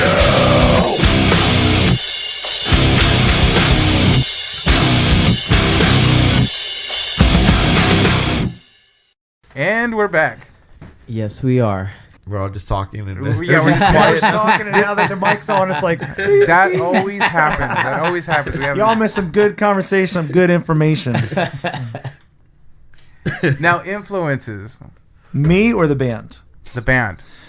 There is no influence for Sunflower Dead as far as like we were trying to be like this band or do this or bring this together. It's just that me, Jaboo, and Jamie, when we started the band, we like so much music from the different time periods, 60s, 70s, 80s, 90s, 2000s. We were just like, let's just write songs that we like. It's obviously going to be somewhat heavy rock, metal in that realm. I wanted it to be commercial in the sense where I wanted huge hooks, huge choruses. That was all me. I wanted Jaboo to do his guitar solos, and I wanted to have dynamics, and then Jamie wanted to have like the crushing, like some Sepultura heavy riffs at points. We kind of just combined all that. We knew we weren't going to be super duper metal. We knew we weren't going to have any hip hop flavor, but we just kind of wrote songs that would have. We tried to have them have timeless melodies in them, no matter how heavy or soft they got. And I guess that was the influence. And I think when you listen to all three of our records, you can hear stuff from all the different time periods of music in it, Because as soon as you think we're going new metal, then you hear a guitar solo, like a Randy Rhoads guitar solo, or but it doesn't sound like, okay, here's our 80s song, here's our 90s song. It's just interweaved to me pretty well. And Jaboo, he really teases you with his guitar solos. Especially in Victim. Yeah, like you're waiting for it and it doesn't come. Yeah. Yeah. We have songs with no guitar solos. We have songs with long guitar solos. It's just we always write for the song, and I know a lot of bands say that, but we truly do that. Does it need this? Does it need that? If it does, like we have a whole record that doesn't have an accordion on it. Well, we're a band that, and I play the accordion. It's like a big draw to what we do, and it's not even on the record because it didn't need it. That's how unselfish we are with the music. Right. But yeah, in Victim, originally that solo was supposed to be double the length, which still would have been short for a guitar solo. Yeah. But it just felt so good to have him come in and out. We were like, let's just do that. It just felt cool. We went with it. It was a nice tease. It was a nice tease, right? That's what Prince used to do in his live shows. He used to tease you with his... Yeah, tasty. Now, there's some of his best solo work on this record. Long, killer solos. He crushed it. He took it to a new level for him. And so when you hear the full record, you'll go, wow. There's a song on the record called Turn Away. It's the last song on the record. It might be, since me and Jaboo have been writing songs since we were 13 years old together, it might be my proudest moment as a songwriter with him. This song just encompasses everything me and him have been working on since we were kids. That's awesome. And I can't explain. The song originally was the idea of like try and write an Unforgiven from Metallica, where it had like a heavier verse and a softer chorus. And then he just handed in this masterpiece 2 days before we started pre-production. And I was like, dude, I yelled at him. I was like, dude, I got to write vocals in 2 days to this masterpiece? Like, what the hell? I hate you. I love you because I love this song. But I'm going to beat you up. We're going to fight. But I did it. The vocals just came to me. The band never heard it. I literally just sang it to them in pre-production. And they were like, wow. And then, to me, it's my favorite song on the record. It shows the most maturity of everything that we've ever done. And it's lyrically, if Victim makes people connect to it, Turn Away lyrically to me is the lyrical statement on the record. Because I can't get any more honest than that song. And when you hear it, you'll understand. It's as honest as I can possibly get. So you guys are very Lennon and McCarthy, aren't you? Yeah, we are. And we balance each other like those two did, because he's a scatterbrain in the Catastrophe, and I'm very linear. So I'll take his ideas and put them together, or he'll take my linear and make it cool. So we kind of work together like that.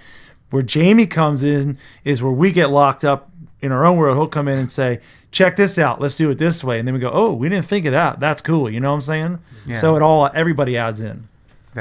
I could just imagine what the dynamic must have been like, what you must have felt hearing Jaboo's guitar licks, putting the song together, piecing it together, how you must have felt hearing that, and then what they must have felt after you added your lyrics and your vocals to it. It must have just been like, an explosion. They were tripping. Well, when we sent the way we wrote the vocals, because like I said, It's Time to Get Weird record was written around vocal ideas, and then we would almost write the music to the vocal hooks. This was all music, and then I would get the songs, and I would kind of hum out ideas and stuff, and then I would sit down with Jaboo and Jamie, and I would sit in front of a microphone, and I would sing a verse, and they would go, I like that. Try this. And the three of us would literally write the vocals to the music and come up with the best possible ideas we could. And we sat there for a couple months just doing that. Oh, try this. And Jamie would be like, hey, sing this or try that, It was very unselfish again. And it just was like, it made the best ideas possible. When we submitted the songs to Dave Fortman, the producer, who did our last record, he was like, wow, this is such a difference. Musically, emotionally, everything. He's like, okay, I see where you're going with this.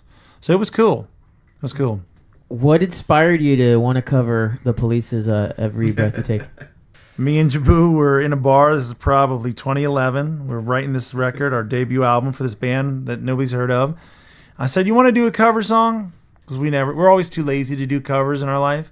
Like the way me and him would always do a cover is he would kind of learn how the verse goes, kind of learn how the chorus goes, and I would kind of sing the melody. And be like, that's good enough. Like the Led Zeppelin theory, like this is kind of how it goes, right? We were never the guys to sit there and get the tab and learn that's exactly how he played it. We're too lazy for that. Let's just kind of learn how that it goes and make up our own version.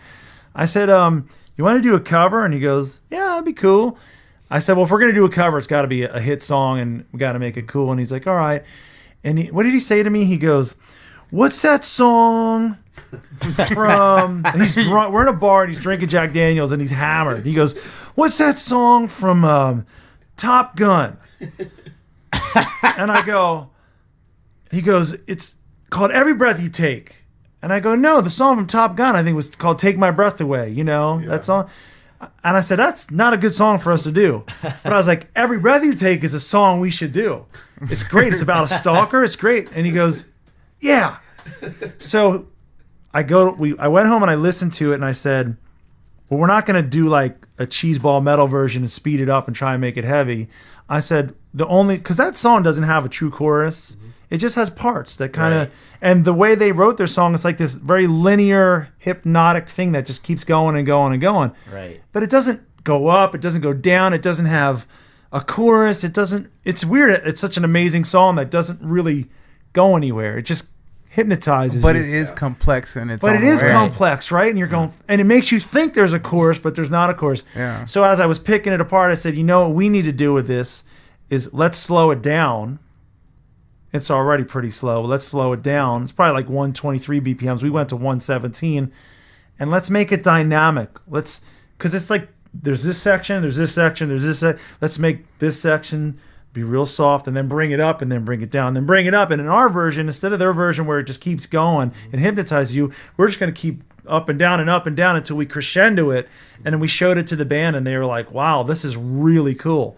And to be honest, we both are really proud of that because that's an amazing song, probably a song you shouldn't touch.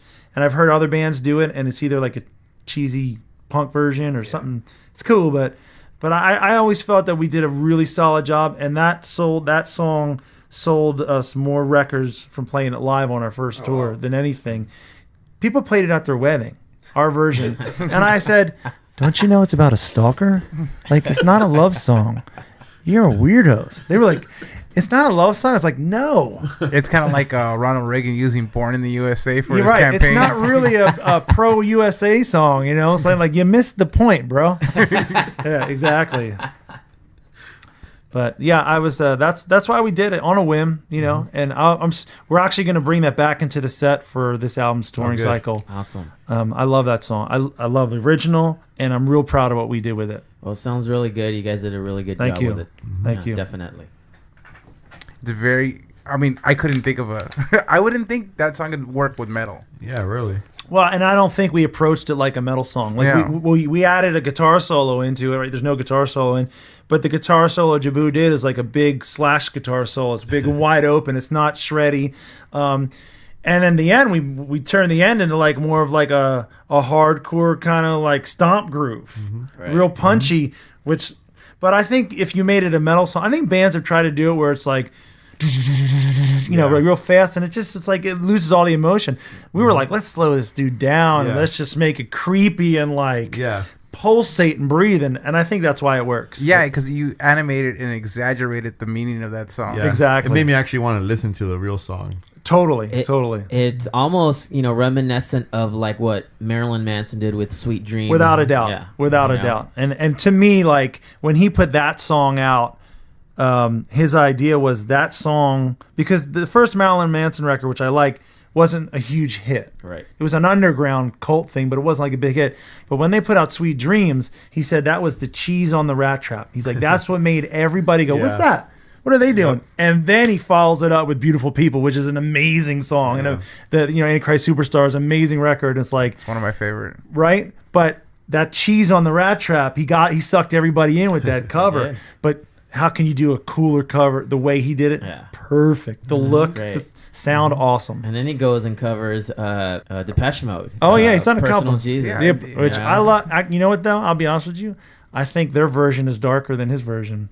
Yeah, really? I totally agree with that. I don't think you can one up.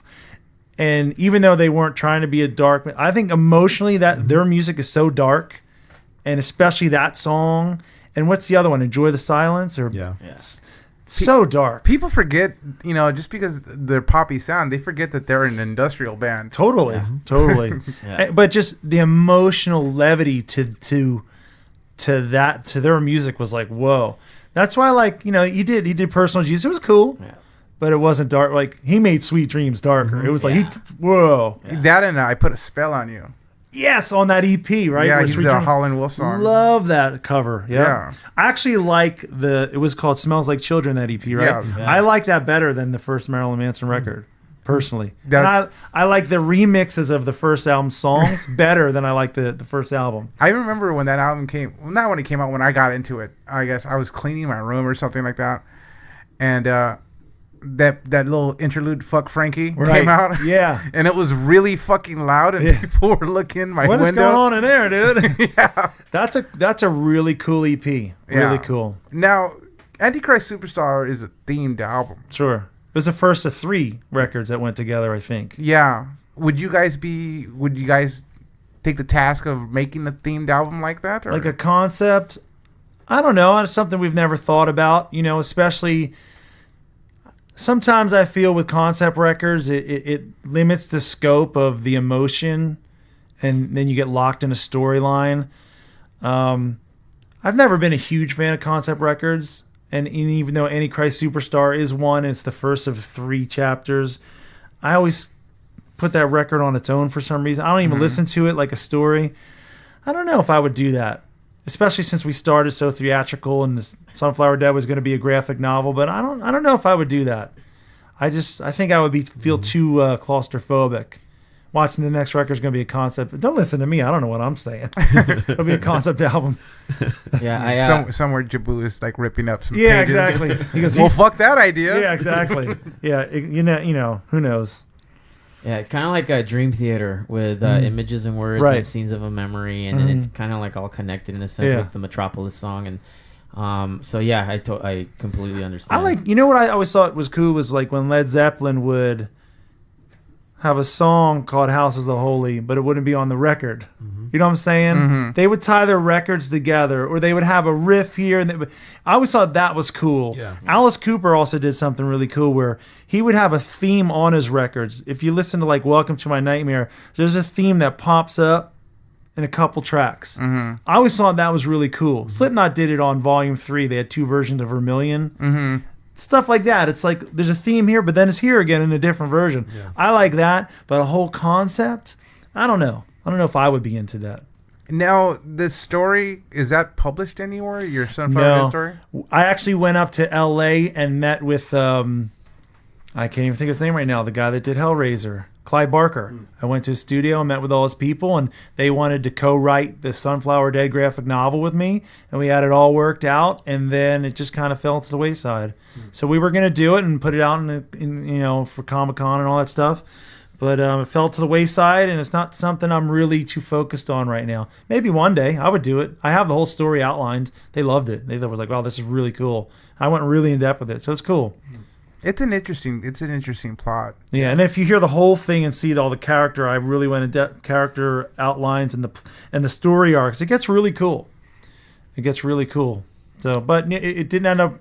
Like I said, it fell to the wayside with them. But I went to his house and saw all his cool stuff. He's a painter, Clive Barker, all these crazy paintings, and it was interesting to go up there. What a great experience. Yeah, right. Yeah. Like, how many people get to say that? Yeah. I know, right? It's like, hey, that dude that went to, that did Hellraiser? I went to his house. Like, well, you know what? Apparently His Pepsi tasted weird. His Pepsi tasted right. What he does is he has dreams, he has nightmares, and he wakes up and he draws them real quick, and that's how he comes up with his characters. Yep. And he actually paints. I mean, he had like thousands of paintings. Mm-hmm. They were showing me. I couldn't believe it. All these crazy, creepy paintings. It was like, wow. Is he a good artist? I'm not an art guy. I'm not a visual kind of guy. Did you like it? I couldn't tell you if I liked it or not. I just thought it was creepy. I like creepy, but it was like really weird. Like really weird, like really strange. But I'm definitely not I could not tell you visually, artistically what. I'm not that guy. Mm-hmm. I hear music. To me, I hear music in color. I don't know if you guys see it. When I hear music, I hear it in color, and I always have. So that's what I see music. I don't see pictures and art and stuff. I can tell if it looks good. Like, I don't see that stuff. I think that's just a long answer to say he didn't like his art. No, I'm not saying that. I'm not saying that at all. It was cool. I'm joking. I would tell you if I didn't. No.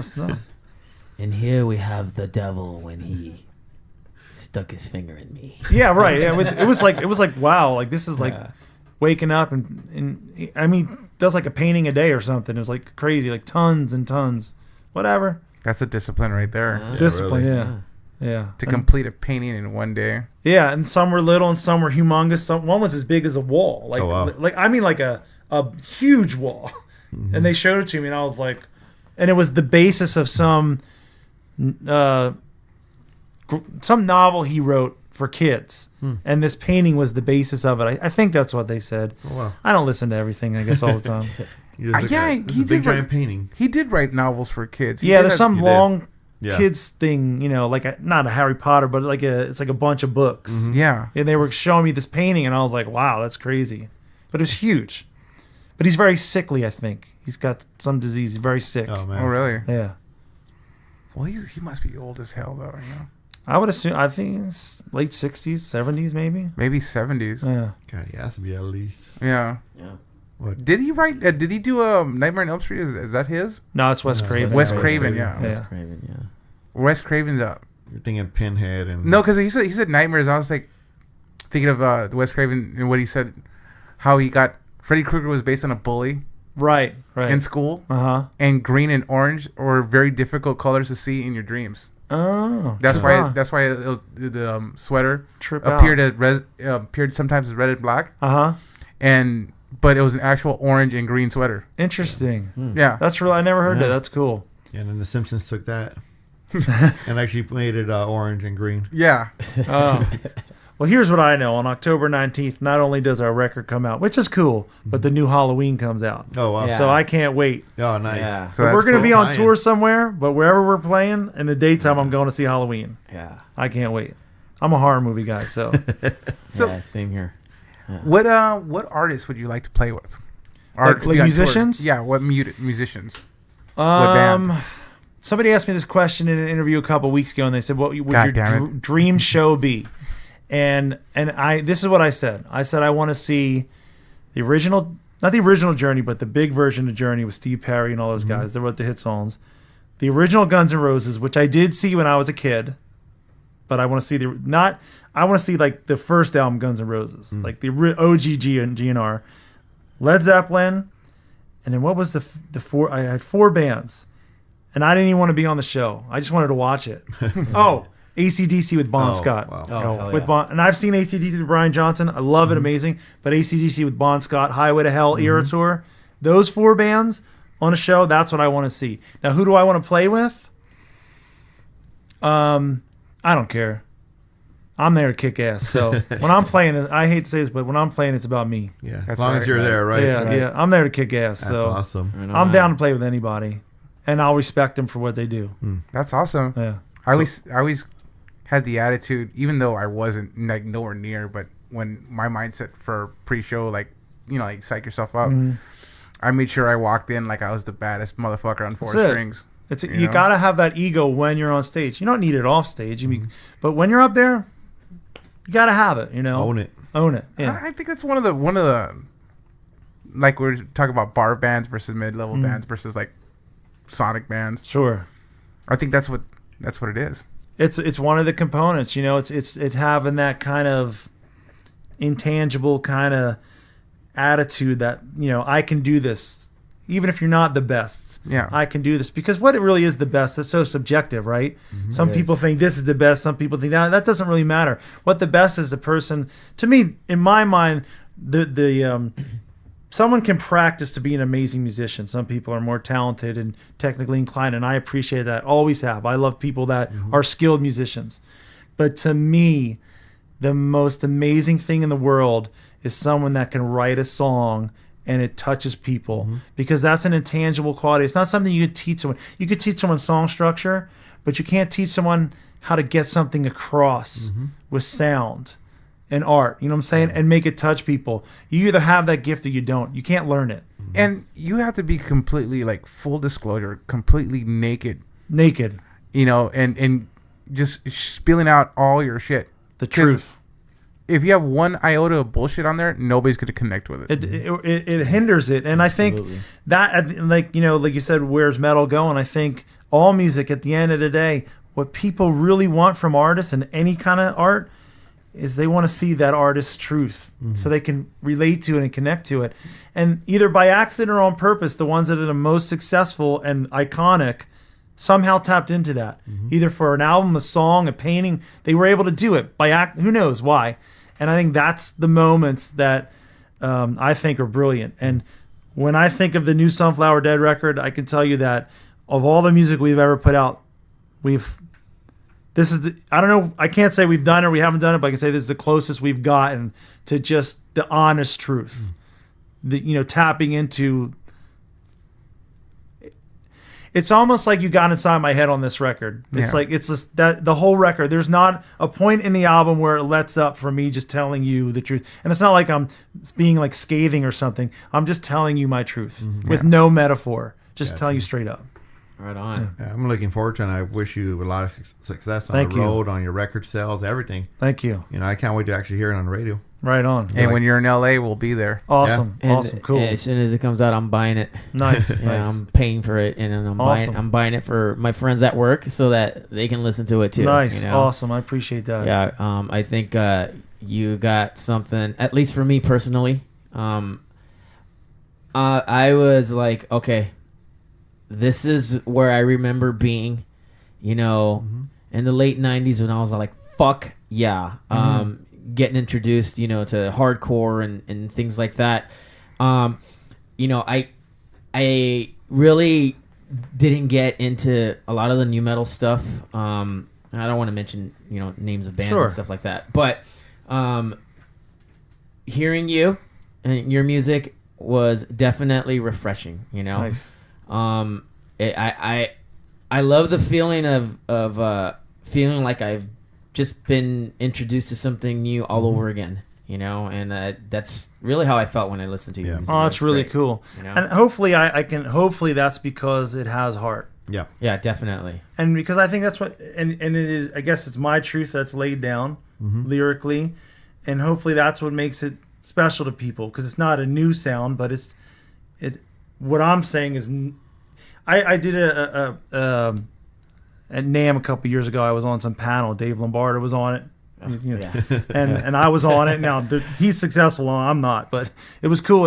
And the only advice because he was giving good advice of how to deal with the industry, and the only advice I could give was I feel that everyone in the world has their own unique kind of fingerprint inside them emotionally. And artistically, if you can put that out, that's what people relate to. That's really all you have to give. Yeah. Who you are. Right. They don't want to see you be somebody else. Yeah, you could tell when bands phone it in. Totally. Yeah. There's a couple of bands, you know, you too, that are out there that they just totally phone in albums, dude. And it's a shame because they had albums where they didn't phone it in. Yeah. They were amazing. But I feel, you know what though? there's only so many times you can tell your truth, right? How many times can you say the same thing and figure out a new way to say it? But I'll say, I think that's it. That's what people really want is when you lock into that and can get that across, they relate to it, and it's a special thing. It's something when you do it, you have to take advantage of, and because it might not come back. I don't know why it's so hard to do that, but it is. Yeah. It is. It's the most difficult thing to do because if it wasn't, everybody would do Everybody would be doing it, but it's so difficult. Because we want to know you. You're here because we want to know you. Exactly. Your album's out, and you got to show you. Right. Yeah, you don't want to see somebody. It's influences are one thing. We all have influences that no one's going to get around that, but it's the way you do stuff individually that makes you you, and it's like I want to see how you are, so I can feel like I'm relating to you. Right. It's just weird, even if I don't agree with it. It's all that fear of being alone in the universe. Right. It is. It really is. And we want to have a connection to anything, to art, to writing, to music, exactly, to television, anything. We want that connection so we don't feel so alone. Right. And that's what makes it so special when you find a song and it completely connects with you. And you have that connection with the artist. You don't feel that alone. Exactly. I mean, it doesn't mean that you're depressed or a lonely person, but sure, it just for a minute there you're connecting. Human beings are communal. Yeah. Animals are communal. You know what I'm saying? We're tribal. We want to be a part of something. Yeah. Whether, we think we're individualistic, we want to be a part of something, and it feels good to relate to others who are just a part of it, feeling the same thing you are. Yeah. It's an amazing, hard to do. We were just having this conversation not too long ago over the phone when we were talking about like writing music and stuff like that, and things that are out there nowadays, and how a lot of stuff was just, I don't know, we just kind of felt like something was missing. Oh, today I sent him a text message. I go, dude, I fucking love Sunflower Dead. Right on. Right on. But yeah, we just had that conversation. Like, hey man, we need to it's hard to say that there's really something out there that we can grasp nowadays, and it's just very scarce, I would say. It's hard, and you know what? I think it's out there. I don't think it's having a hard time bubbling to the surface because it's so crowded and so homogenized now. Everything. Yeah. Everything's like too perfect. Yeah, it's out there though. It's just really difficult, and it's like I said, you add that in with the fact. I think that's clouding people getting their truth across. Yeah, we have nothing to lose at all. It doesn't matter, I got nothing to do but say it because who cares, right? And you're gonna keep on doing it. Yeah, so. And just don't forget it, and you'll always have your magic. I hope so. You know, like I said, you keep turning that down. Oh, wow, that worked. Wow. Then you got to figure out, well, what the hell did we do that worked? like some bands do that. They write a song, it's a hit, and they go, I have no idea what we did. It just worked. So, where can our fans find you guys? We are all over the net, obviously. Sunflowerdead.com. We're on Facebook, Twitter, Instagram, Spotify, YouTube, all those places, obviously. And the record label EMP, EMP.com. The album is on sale right now, pre-order. And I'm doing this thing where if you pre-order the album, either on vinyl or CD, or the bundle that comes with a shirt, and you email a copy of your receipt to Sunflower Dead through private message, I will call you personally and thank you. And I spent all afternoon calling people. So I'm really doing it. So it's a cool little thing, Yeah, I'm going to buy them. You have to call me at work. I'm like, hey, dude. I got to take this call. Yeah. So that's where you can find us. And we'll be touring starting in October. And the single will go to radio, I believe, on September 18th. It impacts radio. So we'll start that whole game up, which is a whole different world. Awesome. And it's going to be interesting, but we're available, and I answer just about everything that comes through on social media. So if you have a question for the band, I will answer it. Okay, sweet. We're going to have all the links on our website and everything for you as well, and all the different podcast medias that we have. Perfect. Yeah, I'll shoot it out there everywhere when it's available. Definitely going to push this. Nice. Definitely. Yeah, we're excited. Awesome. Yeah, thank you for coming down. Thank you for having me. Giving us the insight in yourself and the band. Awesome. It's actually eye-opening. It's really refreshing hearing this. Nice. Because that's how I get into bands. I want to hear the band first. I want to hear them talk before I even listen to music. So nice. I heard some of your songs. Now I want to hear the whole collection. Nice. Cool. Thank you, man. Oh, yeah. Thank you, guys. Grinding out the fans one at a time, man. That's the only way to do it. Yeah. One becomes two, becomes 1,000, becomes who knows. Exactly. His seed is not evil yet, but you're working on it, right? That's all good. It's all good. All right, so we are La Clika, and I am Chris, sitting next to Rick. Sitting next to Michael. Sitting next to Joel. And this has been an interview with Michael from Sunflower Dead. This is La Clika signing off. Late.